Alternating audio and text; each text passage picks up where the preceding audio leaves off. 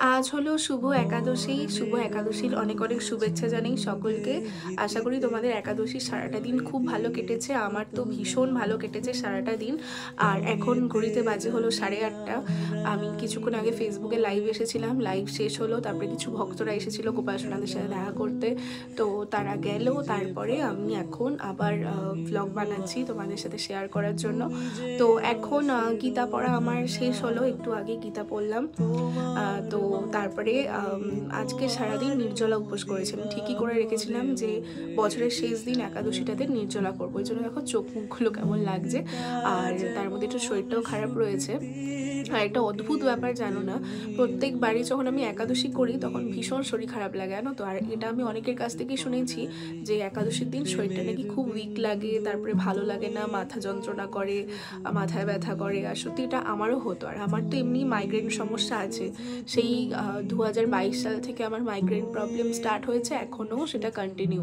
যখন স্কুল লাইফে পড়তাম এত কিন্তু সমস্যা হতো না, কিন্তু ইদানিং এই 2-3 বছর ধরে খুব প্রবলেম হচ্ছে। আর একাদশীর দিন তো মানে আরও শরীরটা ছেড়ে দেয়, আরও প্রবলেম করে। তো অনেকের কাছ থেকে আমি এরকম আর কি শুনেছিলাম। তো তোমাদেরও কি এরকম হয় আমাকে কমেন্ট করে জানিও। আর আজকে সারাদিন একাদশী যে করেছি নির্জলা, কিন্তু আমার কোনো রকম কোনো সমস্যা হচ্ছে না। হয়তো ঠাকুরের আশীর্বাদে, ঠাকুরের কৃপাতে হয়তো আজকে বছরের শেষ দিনটা খুব সুন্দরভাবে করতে পেরেছি। আর এই গীতা পড়া এখন শেষ হলো, আর তারপরে এখন গোপাল সোনাদেরকে আমি শয়ন দেব সবাইকে। আর আজকের পুরো ব্লগটা দেখে তোমরা কমেন্ট করে জানিও যে তোমাদের কেমন লেগেছে আজকের ভিডিওটা। আর রাধে রাধে সকলকে। আজ হলো বছরের শেষ একাদশী। দেখতে দেখতে কিভাবে যে বছরটা শেষ হতে চললো ভাবতেই কেমন জানি লাগছে। আর এই বছরের প্রত্যেকটা একাদশী তো আমি পালন করতে পারিনি, কারণ আমার জন্মদিনের সময় একাদশী পড়েছিল, তারপরে পুজোর সময় আমার খুব শরীর খারাপ চলছিল, মেডিসিন চলছিল, তো অনেকগুলো একাদশী কিন্তু করতে পারিনি।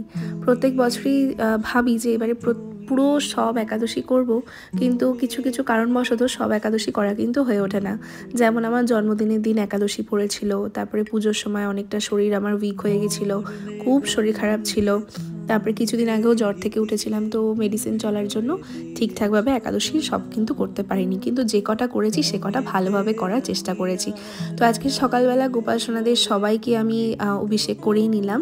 আর আজকে ইভিনিংয়ে এসেছিল পুরঞ্জিত আন্টিকে নিয়ে। আর এত ভালো লেগেছে, আন্টিকে নিয়েও এসেছে, কারণ ওর আমাদের বাড়ির সামনেই খুব রিলেটিভের বাড়ি আছে ওদের। তো আমি বলেছিলাম যে আসার সময় তাহলে একবার দেখা করে যাস। তো আন্টিকে নিয়ে তাই গোপাল সোনাদের সাথে দেখা করতে এসেছে। আর আন্টি তো দেখে অবাক হয়ে গেছে, বলছে এত গোপাল তুমি কখন কি করো। তো আজকে অনেক ভক্তরাই এসেছিল জানো তো। আমি আজকে আবার ফেসবুক লাইভেও এসেছিলাম, তারপরে লাইভ মানে সাথে চলতে চলতেই আরেকজন ভক্ত গোপাল সোনাদের সাথে দেখা করতে এসেছিল। আর আজকে বছরের শেষ একাদশী, তাই আমি ভেবে রেখেছিলাম যে নির্জলা একাদশী করব। তাই জন্য আজকে সারাটা দিন খুব ভালোভাবে নির্জলা একাদশী করতে পেরেছি। জানি না 2025-এ কতটা কিভাবে কি করতে পারবো কি না পারবো, কারণ আমরা বলি তো অনেক কিছুই, কিন্তু সিচুয়েশন অনেক সময় আবার চেঞ্জ হয়ে যায়। তাই জন্য দেখি ভগবান কতটা কৃপা করে, সেই হিসাবেই সবটা করব। আর একাদশী তো করবই। আর এই যে আন্টি আর পুরঞ্জিত এসেছিল, ওনারা গোপাল সোনাদেরকে খুব আদর করেছে, খুব ভালোবাসা দিয়েছে। আর এই যে ময়ূক সোনাকে একটু কোলে নিয়েছিল পুরঞ্জিত। যাবি বাড়ি? না না, আজকে থাকছি বলেই তো। ও আজকে বলেছি না থাকলে বলবি। এই গীতা পড়তে পড়তে বন্ধ করে দিয়েছে আমাদের জন্য, দেরি হয়ে যাবে। আজকে টিউশন আছে আজকে?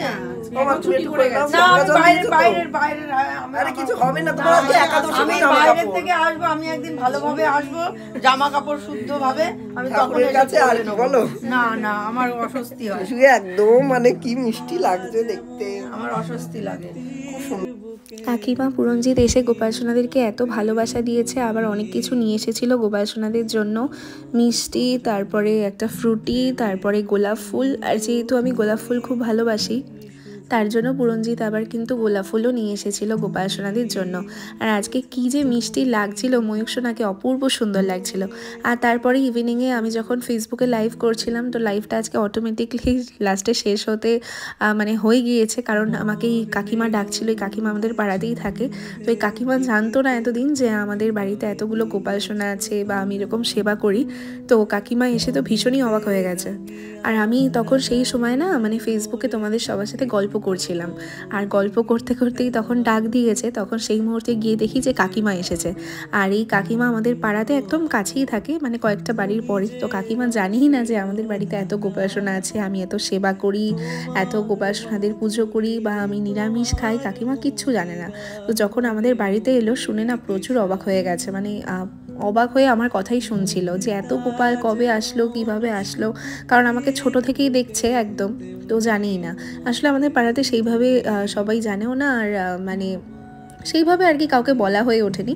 তো আমি সোশ্যাল মিডিয়া থেকেই সবাই আর কি জানে, পাড়ার লোকেরা সেরকম আর কি জানে না অতটা।